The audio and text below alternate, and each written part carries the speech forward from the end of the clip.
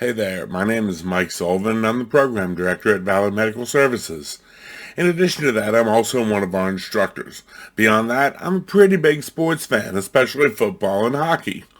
So although this may be a little bit different than a lot of the things you see on our channel, we're going to talk a little bit today about the whole Damar Hamlin incident. Now, some of you may not be familiar with who Damar Hamlin is or what this incident is, and we'll go through some of the basics about it. And I'm going to kind of present it from my perspective and what I saw that day and the subsequent days following it. Now, as far as Damar Hamlin goes, this is an incident that occurred during the NFL game on Monday night, the 2nd of January, 2023, during a game between the Cincinnati Bengals and the Buffalo Bills. During this game, one of the Bills players collapsed on the field. The player was Damar Hamlin. He had just been involved in a relatively routine tackling another player who had been running with the balls, or tackled the ball carrier.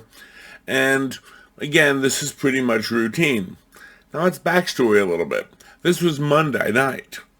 Honestly, the few days prior to that, between the college bowl games for Clemson and USC on Friday, the college playoff games on Saturday, the entire plethora of NFL games that happened on Sunday, I had watched about 10 or 11 football games in the immediate days preceding this. The tackle was as normal as had happened in any of those 10 games. The hit was as normal, nothing more, nothing less than anything that had happened in those 10 games. There was nothing significantly different about it, except, well, immediately following the tackle, Hamlin gets back up to his feet, pops back up, as any safety or cornerback defensive back would do. However, moments later, he collapsed with what appeared to be a total loss of consciousness. I saw the video. Quite frankly, totally unresponsive, collapsed, just, quite frankly, ragdoll. That's a major departure. I have not seen that on a football field happen. I've seen players get whacked in the head and get up and be a little woozy. I've seen players get whacked in the head and get up and stagger. I've seen players get up and be unable to put any weight on a leg or an ankle or a knee and collapse back down to the ground. I've not seen someone stand straight up and literally collapse limp and lifeless onto the field. A little bit different there. But okay. Injury time out on the field. Again, don't think too much of it. At that point, I stood up, started taking some dinner dishes into the kitchen, and was sort of halfway listening to the game on the TV. As I come back in, the trainers, of course, have come out to the side. However, they've also summoned an ambulance onto the field. Again, major departure from normal. I've seen injuries in football. I've seen injuries in ice hockey. I've seen injuries, baseball, and everything else. When they've got an ambulance out on the field, and the announcers are talking that multiple eyewitnesses are now reporting that CPR and defibrillation were initiated on the field, and at this point they've got Hamlin loaded and they're transporting to the UC Medical Center in Cincinnati, which is a level 1 trauma center. Now, I've seen players go off the field in an ambulance. I've seen players occasionally go to the hospital. But CPR and defibrillation on the field? Something's different. Something's different than anything I had ever seen. Well, as the ambulance was going off the field, I immediately call a good friend of mine. Now, he's a paramedic also, big sports fan as well, especially football and hockey. And I knew he'd be watching the game, well, because it was a football game, he's always watching. And I was asking him, I said, dude, what did I miss? I mean, I was watching the play, but maybe I missed something on the replay. I told him I got up, I had taken dishes to the kitchen, didn't think too much of it. A player gets hurt on the field, it's awful, we hate to see it, but it comes with the game. But a player collapsed and was getting CPR on the field. I said, had he seen something? At this point, I'm watching the current feed. He's rewinding on his DVR, trying to figure out what in the world's going on. We're looking at the collision, at the tackle. Was there a head injury? Did he get his neck pushed a certain direction, pushed to the side? Was there a compression injury to the neck? Some type of spinal injury? Did he get maybe a knee to the helmet that knocked him loopy? Or did he seem to stagger when he got up? Or was he fine? Again, replaying and replaying this series of events because it was so strange and was such a departure from something we've watched thousands of hours of. This was not normal. It really was a departure from normal. Now, to go one step further, let's look a little bit into Mr. Hamlin's background. He's 24 years of age. He's a second-year player in the NFL. He's starting this year. He's basically one of the top defensive backs in Buffalo. He's got a good history. He played at Pitt. He was a team captain in 2020. He played 5 seasons there, was actually redshirted part of his freshman season.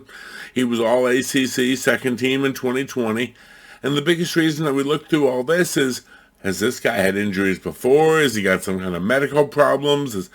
What in the world could have happened, that would cause a football player to end up needing CPR and defibrillation on the field? No history of any injuries, significant cardiac problems, nothing. Couldn't find anything. And that's kind of wild. Now, they transported him to the UC Medical Center. They, again, level 1 trauma center. They did great. We've got to sort of give hats off to the NFL. I have been following with the press call on this. They did have a press call today on January 5th. And during that press call, they actually discussed not only their emergency action plan, but as you would have it know, 3 emergency physicians who are basically ER docs, the top resuscitators you're going to find. They are the code masters. They run codes. They have more experience running codes. Were about 30 yards away from him. The NFL has an emergency action plan. They pre-plan for a CPR. They pre-plan for a cardiac arrest at every game. They have a plan in place of, if this happens, you do this, I'll do that, you do this. Everybody knows it, and it's a dance, and they work through it. They put as much time in their EAP, or their emergency action pre-plan, for the sideline staff as the teams do put into their game plan. And we're going to start to see where it paid off here. Here they are, working cardiac arrest in the middle of the football stadium, in front of how many ever thousands were there, plus how many ever were watching at home on ESPN and everything else, and they got return to circulation on scene. Nice job. Loaded into the ambulance and transported. Now, 2 days later, we have an update come out that he, at that point, was still in the hospital, and per the team and family, his vitals were back to normal. However, they did still have a breathing tube down, and they were helping him breathe and had put him to sleep to do it. Okay, simple enough. Subsequent to that, an update that came out today, he's now been able to communicate in writing to the medical staff at the hospital and appears to be on a road to a full neurologic recovery. That's right, full neurologic recovery. Excellent, excellent outcome. Definitely what we've been hoping for this young man. Again, I'm personally not a big Bills fan, but I am a big football fan, and you'd hate to see any player, regardless of what team, what position, whether, honestly, prior to this incident, I wouldn't have known this guy's name if you had asked me about him. But I'll tell you, you hate to see an incredibly talented young athlete get hurt, much less end up CPR in progress on the field. But there's a lot of questions that have come out of this, and a lot of questions as to what could have caused this.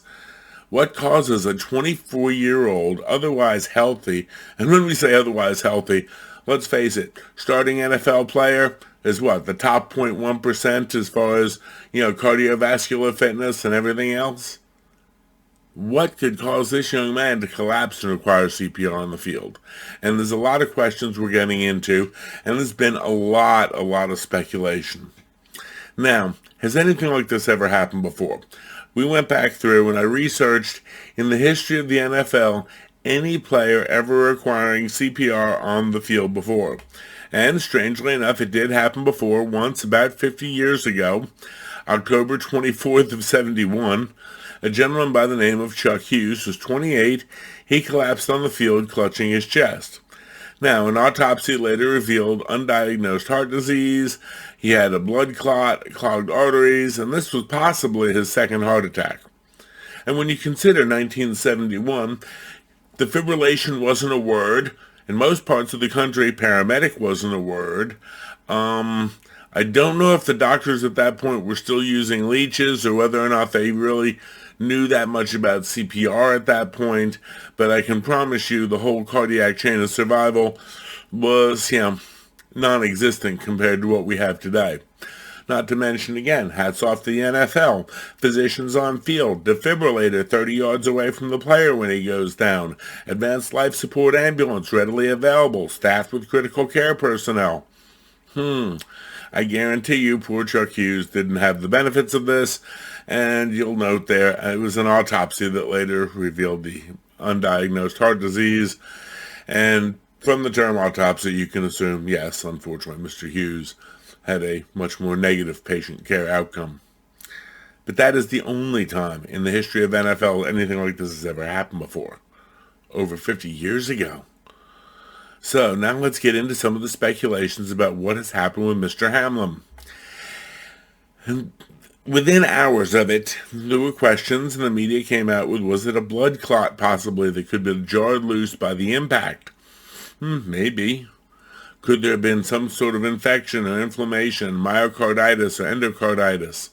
Maybe.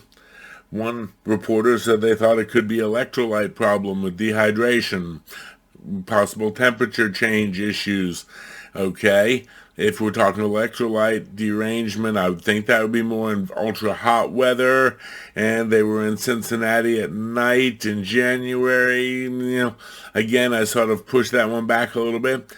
And then the next one that came out with Commotio Cordis. Now, I'll be honest with you.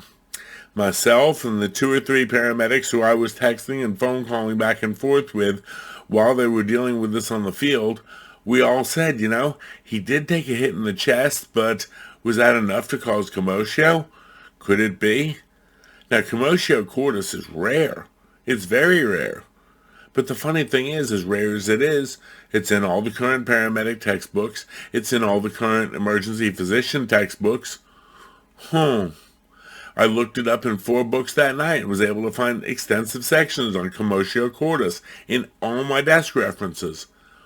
So again, it's rare, but obviously prevalent enough to make all the books. So something that they're kind of expecting, I guess, us paramedic type people to see.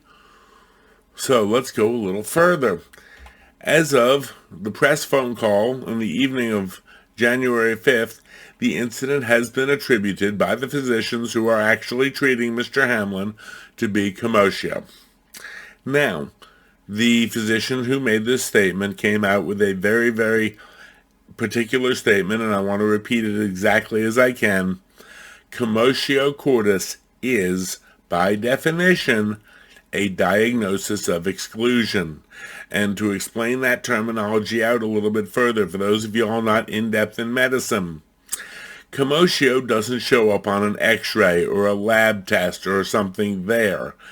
Commotio Cordis is something we put an incident into. Well, he did get hit in the chest. He did have a run of ventricular arrhythmia afterwards, and we can't find any other reason this could happen. We've excluded all other possibilities. So when they say that right now their working diagnosis or their presumed diagnosis as they're going through, they're working as if it's Commotio Cordis and they're attributing it to that until they, find something else to attribute it to. So again, commotio, much like many other diagnoses of exclusion, all they're saying is it fits this criteria. Impact to the chest, cardiac arrhythmia following it, and then after that, we can't find anything else that would have caused it, so we're going to knock it up to Commotio Cordis. Again, you can't find a positive sign for it, but a negative of everything else, a diagnosis of having excluded everything else. It's attributed to commotio. Now, they have also said they've done testing. There was no sign of myocarditis or endocarditis. Okay? I'm sure at this point, if they had found anything that was suggestive of blood clots, they had found anything along those lines, they would have documented it and called it, okay, well, there was blood clots. Not finding anything of that. The electrolyte derangement possibility. Not finding anything of that. So pretty much they've ruled out the other 3 options there, and, well, commotio is the only one that fits. So let's dig deeper into what Commotio Cordis actually is. Now, commotio, by definition, again, is sort of a perfect storm scenario. Now, according to Tintinelli's Emergency Medicine's 9th edition, it is resulting from an otherwise innocent-appearing blow to the patient's chest wall. Usually victims are young athletes who are struck in the chest by a hard projectile that are used in the sport. The composition of the object, the location of the impact, velocity of the object can all affect the potential risk to the patient. Usually, again, it's a point impact. A baseball, a hockey puck, the butt end of a hockey stick has been known to cause it. Was there an elbow? Was there something else thrown? Again, rewatch the tape. It's not there. Secondly, this impact has to occur at a very specific, vulnerable period of the cardiac cycle, and it will likely produce a ventricular arrhythmia, such as VFib. So again, a very pinpoint impact at the perfect spot in the cycle. Commotio Cordis, like I said, kind of a perfect storm, kind of rare. How common is it? Well, less than 30 cases a year are reported to the U.S. Commotio Cordis Registry in Minneapolis, Minnesota. Now, of note, when they say they get less than 30 case reports a year, okay, but it's obviously big enough that they actually have a registry going in Minneapolis for whatever reason. Maybe they have a lot of hockey incidents up there. I don't know. Now, again, Commotio Cordis occurs when the impact of the chest occurs at the perfect time within the heart's window when the heart is vulnerable to it. And it's roughly a 20 to 30 millisecond window. So for each beat of your heart, say 60 to 100 a minute, 120 if you're working out, each one of those 120 beats has a 20 to 30 millisecond window during which a strike to the heart could cause a ventricular arrhythmia. Yeah, perfect storm, exactly. So let's dig into a little bit and see how this works out.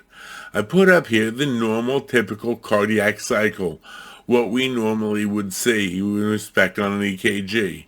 The heart fires and it begins with the P wave, which fires the atria, and then it moves down through the QRS complex, firing the ventricles, and then we have what we know as the T wave. Now, as we break all this down real simply here, I'm going to pause this. Here's our P wave, the atria fire. We have our QRS. It fires down through the ventricles. Once this has been fired through, we go into what's known as ventricular repolarization. During the time period of ventricular repolarization, you can be extremely susceptible to impacts or things like that. That is when your perfect storm of Commotio Cordis can hit. So again, if we're going to take, and let me grab the highlighter here and draw this out, right in this cycle here from about where the heart starts its ventricular repolarization or its relaxation cycle, when it gets from there to there is the perfect storm to have an impact hit. Now, if you tried to stop the video specifically when it's going to be at that point, you probably wouldn't do it. This is, again, a small window, and if you were looking at it on a standard EKG, it would look something like this.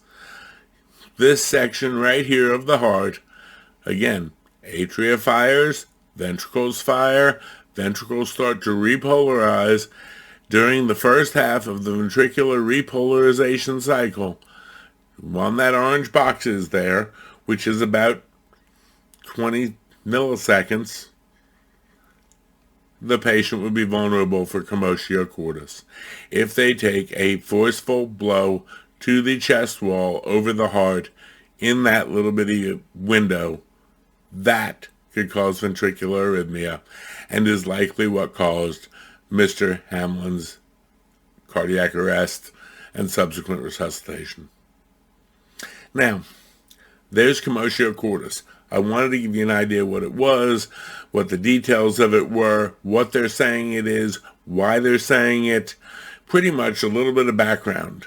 Now, more important than that, and more important than this whole thing, and more important than how the team did and everything else, let's talk about where we go from here.